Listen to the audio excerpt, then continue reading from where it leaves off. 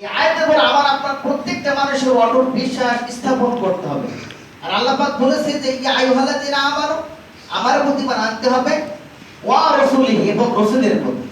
এই আল্লাহর প্রতি ঈমান আনার ব্যাপারে, রাসূলের প্রতি ঈমান আনার ব্যাপারে একদম অন্তরভাবে বিশ্বাস করতে হবে। এই দুই ঈমান আনার ব্যাপারে কোনো মত পার্থক্য করা যাবে না, কোনো যুক্তি দাঁড় করানো যাবে না যে না আনলে পরে কি হবে। কিন্তু এখানে এসে আমরা বলছি ওয়া উলিল আমরি মিনকুম, যে তোমাদের মধ্যে দায়িত্বশীল থাকবে। এই আনুগত্যের ব্যাপারে যদি অন্যায় আদেশ করে এটা মানা যাবে না। এই ব্যাপারে চিন্তা ভাবনা গবেষণা করে মানতে হবে। কিন্তু আল্লাহর ক্ষেত্রে যখন আমরা ঈমান আনবো, দেখেন ইয়া আইয়ুহাল্লাযীনা আমানু আতিউল্লাহ ওয়া আতিউর রাসূলা ওয়া উলিল আমরি, প্রত্যেকটা শব্দের প্রথমে ওয়া শব্দটা যুক্ত আছে, একে আত বলা হয়। এই কারণে আল্লাহর আনুগত্য করতে হবে, রাসূলের আনুগত্য করতে হবে। এই ব্যাপারে কোনো দ্বিমত থাকতে পারবে না। এই কারণে এটা আমানতু বিল্লাহি ওয়া মালাইকাতিহি ওয়া কুতুবিহি ওয়া রাসূলিহি, যেখানে আপনার ঈমানে মুসলমান মুফাসসাল আছে যে কয়টা বিষয়ের প্রতি ঈমান আনার কথা বলা হয়েছে, প্রত্যেকটা বিষয়ের প্রতি ঈমান আনতে হবে।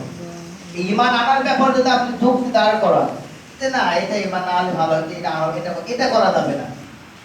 যেভাবে কোরআন নাযিল হয়েছে মুহাম্মদ সাল্লাল্লাহু আলাইহি সাল্লামের উপর দীর্ঘ 23টা বছর ধরে, কোন আয়াত হিসেবে কোন সূরা হিসেবে দেখেন এইভাবে নাযিল হওয়ার পর গোটা একটা কোরআনুল কারীম নাযিল হলো। আপনার একদম ঘর থেকে শুরু করে একদম সংসার ভবন পর্যন্ত আপনার কি লাগবে সমস্ত কিছু কোরআনের কাছে কিন্তু আছে। কিন্তু আমাদের আসতে হবে, এই পড়ার চেষ্টা করতে হবে। আপনি পড়েন, পড়লে পরে আপনার সুন্দর লাগবে। কারণ আমরা একটা কথা সহজ করে নিয়েছি, এটা আমাদের জন্য না।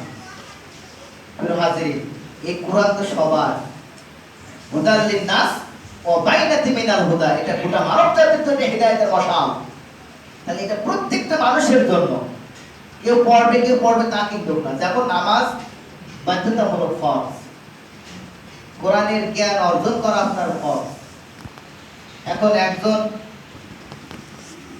এ জানার চেষ্টা করলো না এবং মানার চেষ্টা করলো না, এর কিন্তু দুইটা গুনাহ। দেখেন কোরআন সে পড়তে পারে, এক নম্বর মনে করেন, আর পড়ার পরে সে মানল না, তাহলে গুনাহ হলো এক। একজন পড়তেও পারে না, মানো না, গুনাহ কিন্তু দুইটা।